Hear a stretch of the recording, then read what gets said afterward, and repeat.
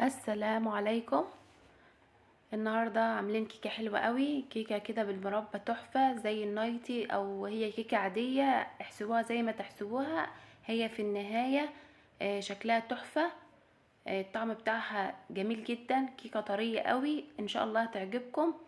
وهنبدا على طول. الوصفه بتاعتنا ما بتاخدش وقت خالص، حتى في الفرن ما بتاخدش وقت.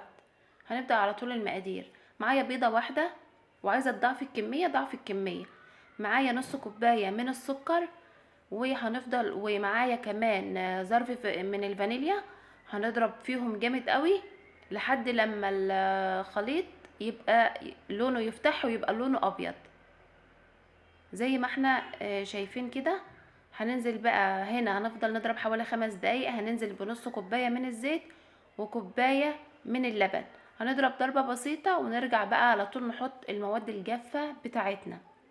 الوصفه سهله جدا بسيطة، ان شاء الله تعجبكم، جربوها. ولو عايزين تضاعفوا الكمية يكون افضل. هنحط هنا كوباية ونص من الدقيق منخولين، وعليهم معلقة كبيرة بيكنج باودر. وهنا هنقلب تقليبة بسيطة، مش بالمضرب الكهرباء بقى، بالمضرب عادي. ممكن برضو في الاول تستعملي الخلاط، مفيش مشكلة. هناخد هنا معلقتين كده من الخليط الابيض، عليهم معلقة كاكاو خام، وهنقلبهم ونسيبهم كده على جنب. بعد كده هنجيب الصاج بتاعنا نبطنه بسمنه ودقيق او ورقه زبده زي اللي يريحك.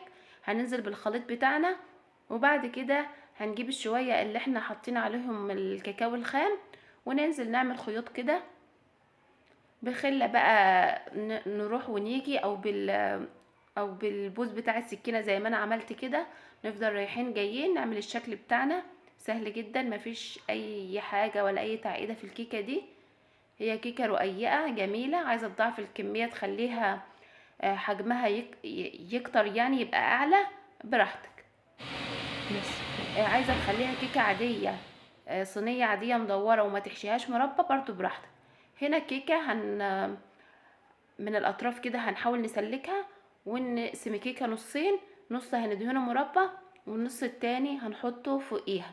وبعد كده نقطعها قطع زي ما احنا عايزين وبالمقاس اللي احنا عايزينه. مفيش اسهل من كده.